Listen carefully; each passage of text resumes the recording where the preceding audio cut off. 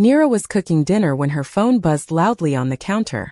She thought it was a simple family message, maybe a funny clip or an old memory. Her Aunt Desi loved sending things like that. With her hands still slightly wet from washing vegetables, Nira opened the video without thinking. The recording was shaky, showing the edge of a chair and part of a wall. But then she heard her mother's voice, sharp and clear. Nira should be grateful. She'd be nothing without us. Nira froze, her heart sinking. Before she could process it, her father's familiar laugh filled the audio. She's a failure, but at least she pays our bills, he joked. The words sliced through her like a blade. The voices continued, sounding far too comfortable. Aunt Desi spoke next, her tone light but cruel. If Nira ever stops sending money, we'll just guilt her again. She's too soft. Nira felt her hands tremble. She tried to replay the video, but suddenly it disappeared. A small message appeared. This message has been unsent. Nira stared at the screen, stunned. She knew immediately. Desi had realized her mistake. She had meant to send that video to someone else. Instead of reacting, Nira slowly set her phone down. Her chest felt tight, but her mind was strangely clear. For the first time, she wasn't going to rush into defending them. Before we continue, please subscribe, like, and comment where you're watching from. Nira sat at her table, thinking deeply. She remembered every bill she paid, every transfer she made, every time she stayed up late worrying about her family's problems instead of her own.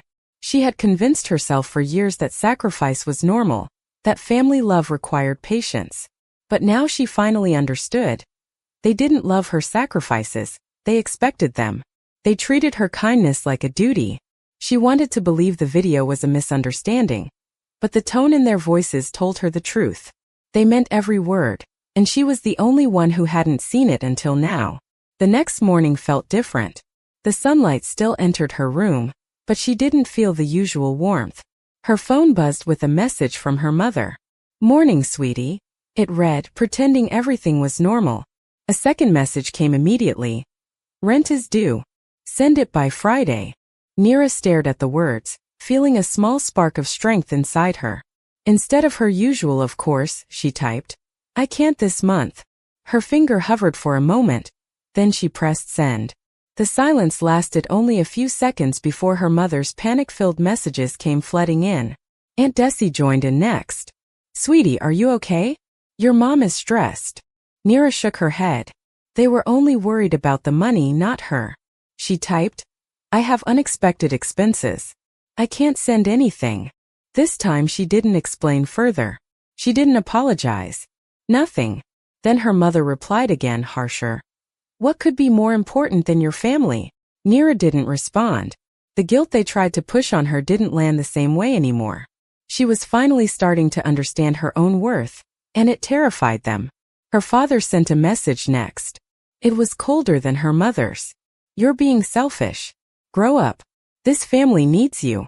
Before she could react, another notification appeared. A voice note from Aunt Desi. Nira hesitated, then pressed play. Desi's voice came through louder and angrier than she expected. She called Nira ungrateful, dramatic, and irresponsible. "You owe us," she said firmly. "If you choose to walk away, don't expect forgiveness." When the recording ended, Nira sat in silence. But instead of breaking down, she felt something inside her harden. She felt stronger. A few minutes later, her mother sent one final message. "Last chance. Send the rent." There was nothing loving about it. Nira let out a slow breath. She didn't argue. She didn't explain. She blocked her mother. Then she blocked her father. Then her aunt. One by one, the people who drained her disappeared from her phone. She sat back on her couch, feeling a strange new peace settle over her. It wasn't perfect peace, but it was a start. The peace didn't last long. The next morning, someone pounded on her door. Nira closed her eyes. She already knew who it was. When she opened the door, her brother Jero stood there, eyes wild. "Are you serious, Nira?" he snapped. "You blocked everyone. Mom is crying. Dad is furious." Nira kept her voice steady. "I'm tired of being treated like your wallet." Jero rolled his eyes dramatically. "Oh please, not this again." Nira crossed her arms. "I've paid your rent for years, Jero. And the one time I say no, everyone loses their minds." Jero opened his mouth, but she kept going. And don't pretend you don't know why I stopped. I saw the video. His face drained of color instantly. It was a joke, he whispered. You're overreacting. Nira shook her head. No. I'm finally reacting. Jero glared at her. Fine. Be selfish. But don't come running back. Nira looked him straight in the eyes. I won't. Then she gently closed the door, leaving him outside, and leaving her old life behind. After Jero left, Nira leaned against the door and took a long breath. Her hands were shaking, but her decision felt right. She walked back to her couch and let her thoughts settle. For years she had been the one running around fixing everything. The one who said yes even when she was exhausted. The one who felt guilty for wanting peace. Now the house felt strangely quiet. No buzzing phone, no demands, no emotional traps. Just silence, real silence. Nira wrapped her arms around herself and whispered, I'm allowed to choose myself. Saying it out loud felt powerful. But the quiet didn't last long. Later that night her phone buzzed again. She flipped it over and saw her father's name. Even though she blocked him, he used a different number. Nira, the message read. We raised you. Don't think you can walk away from us. You're making a big mistake. She stared at the words. A week ago she would have melted under the pressure. But now she felt a strange calmness. She typed nothing. She deleted the message. She set her phone aside. Choosing silence was her new strength. Still, Nira knew her family wouldn't stop easily. They never let go of something they depended on. So she decided it was time to make things clear. She sat at her desk, opened her laptop, and pulled up years of bank transfers, receipts, and messages. As she scrolled through them, she felt a mix of anger and sadness. I really carried everything, she whispered to herself. She created a folder and started adding every record. Rent payments, school fees, medical bills, even groceries she paid for. It was strange seeing her sacrifices listed so plainly. After gathering everything, she opened a blank email. She didn't write with anger. She wrote with clarity. Here is everything I have done for you, she typed. I'm not your provider anymore. I'm choosing myself now. This is my final message. She attached all the files. She read the message twice, making sure every word was calm but firm. Then she pressed send. She felt her shoulders relax, as if a huge weight had been lifted. For once she didn't feel guilty. She felt free. Then she opened the family group chat, the same chat where they always demanded help. Nira scrolled through old messages. I need money. Pay this bill. Send it now. She remembered how each message used to make her heart race. But this time she felt nothing. She typed, I've given everything for years. But you've used me, not loved me. I'm done. Then she hit send and left the group. It was small, simple, final. Minutes later, her phone lit up with a message from Jero. You're making a mistake. Family sticks together. Nira let the message sit on the screen for a moment. She knew Jero wasn't worried about the family. He was worried about his rent. She didn't reply. She didn't need to. She blocked him too. This time she didn't feel scared. She felt steady. That night, Nira lay in her bed staring at the ceiling. For the first time in a long time, she wasn't replaying stressful conversations. She wasn't worrying about someone else's emergency. She wasn't calculating how much she had left after supporting everyone. Her mind felt quiet. She whispered, I'm allowed to start over. The thought warmed her chest. She closed her eyes and slept peacefully. The next day, Nira cleaned her apartment. Something about letting go made her want to reset everything around her. She opened windows, washed dishes, folded clothes. She even played music, something she rarely did because she was always stressed. While she cleaned, she thought about her future. What do I want? She asked herself. It was a strange question. She had spent so much time living for others that she forgot she had a life of her own. Later in the afternoon, Nira made herself tea and sat by the window. She expected to feel lonely after cutting off her family. Instead, she felt lighter. She whispered, I didn't lose a family. I left a cage. She watched people walk by outside, couples, students, parents with kids. Normal life. Simple life. A life she was finally ready to create for herself. She wasn't sure what the future held, but she knew one thing. She wasn't going back to her old role. Not ever again. The next morning, Neera woke up early. She made breakfast slowly, enjoying the quiet. No vibrating phone. No sudden demands. No guilt eating at her chest. She sat at her small table and looked around her apartment. For the first time, it didn't feel like a place she returned to after surviving everyone else's problems. It felt like a home she could finally live in. As she ate, she whispered, "This is mine. My life is mine." It was a small sentence, but it made her smile. Around noon, her phone buzzed again. Not with a message, but with a call from an unknown number. Neera hesitated, then declined it. A minute later, the same number called again. She declined it again. Then another number called. She sighed. She knew what this was. Her family was trying every possible number to reach her. She stared at the phone until it stopped ringing and muttered, "You can't pull me back anymore." Saying it felt like another step forward.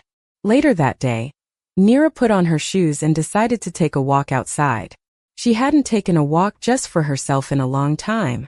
She wandered through the park, watching kids play and older people chat on benches. Life looked so simple for everyone else, and she wondered why she never allowed herself to enjoy small moments like this. "I've been too busy rescuing people who never saved me," she thought. The breeze felt fresh, almost like it was washing the heaviness off her shoulders. As she walked, her phone buzzed again. An email notification. She stopped to check it. Her stomach dropped for a moment when she saw the sender. Her father. But then she breathed out. It didn't matter. She opened it. The email was long, angry, and filled with the same old lines. "You owe us. We sacrifice for you. You're being dramatic." But this time something strange happened. The words didn't sting. They sounded empty. Her father had used these phrases for years. They were old tools and they no longer worked. Neera didn't reply. She deleted the email and kept walking. The sky above her was bright, and she realized something important. Every message her family sent came from the same place. Fear. Fear of losing control. Fear of losing access to her money.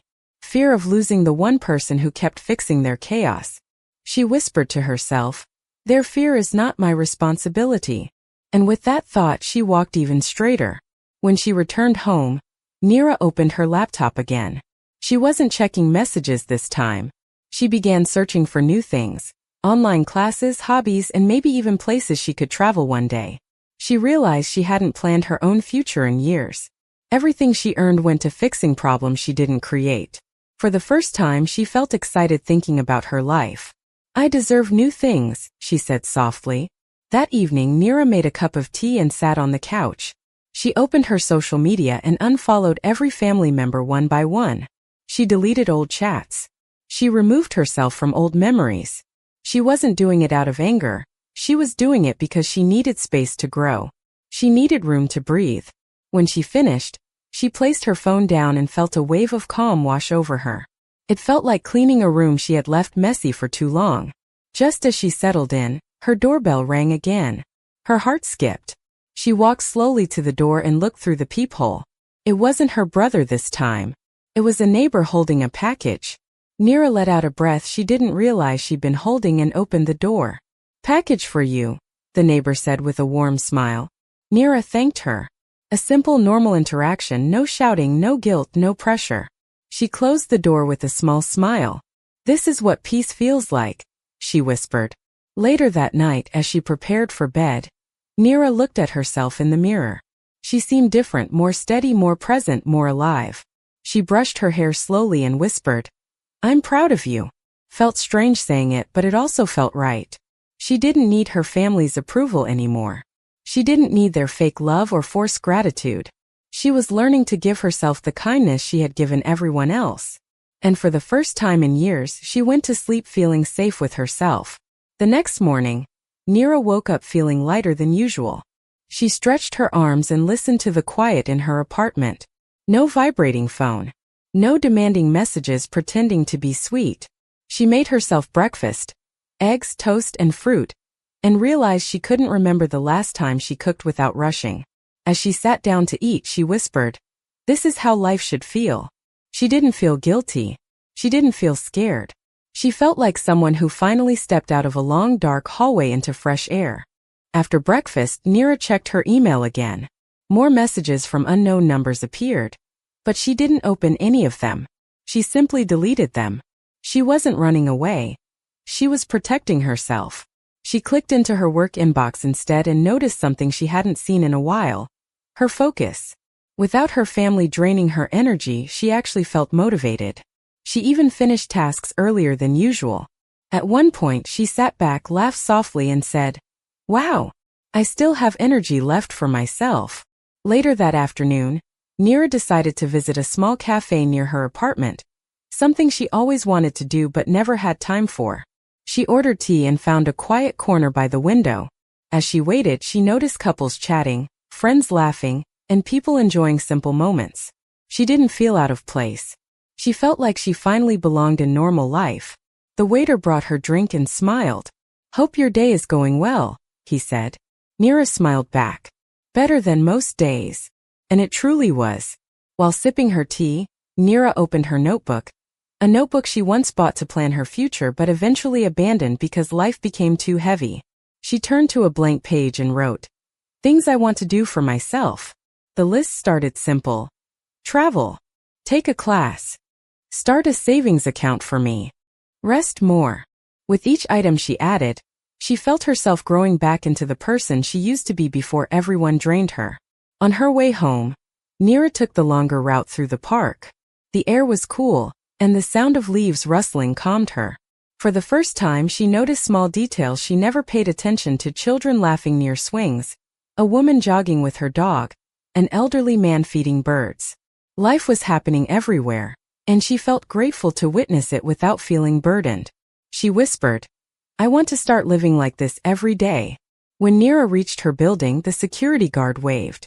"Miss Neera, you look brighter today," he said kindly. She blinked, surprised anyone noticed. "Thank you," she replied with a shy smile. "Just taking care of myself." The guard nodded. "Good. You deserve peace." His words warmed her chest. She didn't realize how much she needed to hear something supportive from someone who had no expectations from her. Inside her apartment, Neera sat on the couch and scrolled through her phone, not to check messages, but to clear out old things she didn't need. She deleted voice notes from her aunt, long guilt-filled conversations, and old screenshots of payment confirmations. With each deletion, she felt like she was removing invisible chains. "Goodbye to all of that," she whispered. It wasn't anger, it was cleansing. Her heart felt lighter. Later in the evening, Neera cooked herself a proper meal. She put on soft music and hummed while chopping vegetables. Her home felt warm and alive again. No tension. No pressure. She sat at her table and enjoyed every bite. Halfway through dinner, she thought about how many meals she had rushed through or skipped because she was stressed over solving someone else's crisis. But now, her life was finally slowing down enough for her to taste her own happiness. After cleaning up, Neera stood by the window and watched the city lights. She folded her arms, feeling the cool air brush against her skin.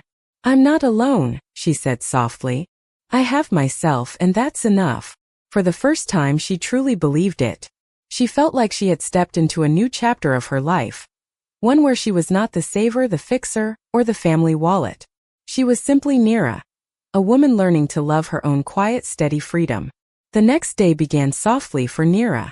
She woke up to warm sunlight touching her face and the gentle sound of birds outside her window. She lay still for a while, feeling a quiet kind of happiness she had never experienced before. There was no rush, no fear, no guilt waiting to attack her. She sat up slowly, stretching her arms, and whispered, "I survived them." The words felt powerful. She stood, walked to the kitchen, and brewed tea. As she held the warm cup in her hands, she thought about how much energy she wasted on people who never cared about her well-being. Now she finally had room inside herself. Room for new dreams, new routines, and a new version of her life. For once, the future didn't feel scary. It felt open. After breakfast, Neera took a long shower, letting the warm water run over her shoulders. She closed her eyes and imagined the stress of the past years washing away with it. Every insult, every demand, every guilt trip. When she stepped out, she wrapped herself in a soft towel and looked at her reflection. Her face looked different. Softer. Braver. As she dried her hair, she whispered, I'm proud of you, Nira.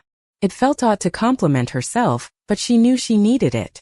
She dressed in comfortable clothes and decided she wouldn't spend the day hiding inside. She wanted to feel the world again on her own terms. Nira left her apartment and walked to a small bookstore a few streets away. She had passed the shop dozens of times but never entered because she always felt too overwhelmed by her family's needs. Today she walked in confidently. The store smelled like old pages and warm wood.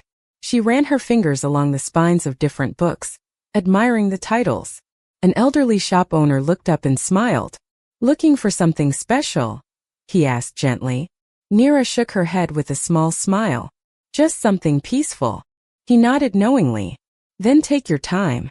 Peace deserves patience." His words settled deep in her heart. She wandered through the aisles until a small soft-covered journal caught her eye. Light blue with tiny golden stars on the front. She picked it up and held it against her palm. Something about it made her chest warm. It felt like a book meant for new beginnings. She purchased it and tucked it carefully into her bag. As she stepped out of the shop, the sunlight hit her face. She felt like she was moving forward one small brave step at a time. Nira walked to a nearby bench and sat down. She opened the new journal and wrote on the first page, "Things I will no longer allow." The words came easily. "I will not let anyone guilt me. I will not sacrifice my peace for someone who doesn't value me. I will not carry problems that aren't mine." She paused, then added the most important line. "I will not apologize for choosing myself." Reading the list made her eyes sting slightly, not from sadness but from relief. It was like she was slowly teaching herself a new language, one built on self-worth. As she sat on the bench, her phone buzzed again. She knew it was her family, using yet another number. Nira didn't even flinch. She simply silenced the phone and placed it face down beside her. She whispered, "You don't control me anymore." For years those messages owned her. Dictated her mood, her thoughts, and her life. Not anymore. The decision to ignore them wasn't cold. It was necessary. It was survival. And sitting on that bench, watching people walk by with their own peaceful stories, she realized something important. Freedom begins with a single no. When she arrived back home, Nira made lunch and sat by the window, enjoying the quiet afternoon. She noticed how peaceful her apartment felt now that her energy wasn't being pulled in 1,000 directions. She wondered how she had lived so long believing chaos was normal. She turned on soft music and let it fill the space. As she ate, she thought about all the things she could do now. Learn a new hobby, try baking, start journaling daily, maybe even make new friends. The possibilities felt endless, and for the first time she wasn't afraid of them. Later in the evening, Nira walked around her apartment touching small things. Books, photo frames, her plants. As if she were rediscovering a home that had always been hers but never truly felt like it. She realized she had spent years living on emotional autopilot. Now she felt present in every step, every breath. She sat on the floor with her new journal and wrote another page titled, "Things I Want to Feel." She wrote, comfort, joy, safety, peace, excitement, confidence. She paused and added, freedom. When she looked at the list, she felt something settle quietly inside her. A promise she was making to her future self. As night settled in, Nira opened her window and let the cool breeze fill the room. She wrapped her arms around herself gently and looked out at the city lights glowing like tiny stars. She whispered, "I'm finally living." Those words brought tears to her eyes, not from pain, but from the realization that she had survived the worst parts of her story. She closed the window, turned off the lights, and lay in bed with a soft smile. Her life was no longer controlled by people who only wanted what she could give. It belonged to her now, every morning, every choice, every breath. And as she drifted into sleep, she felt something she had been chasing for years without knowing it. Peace. Nira's journey wasn't loud or dramatic. It was quiet, steady, and powerful proof that choosing yourself doesn't always require a fight. Sometimes it only takes one brave moment to step away from people who drain you and walk toward a life that finally feels like yours. So tell me, what part of Nira's story spoke to you the most?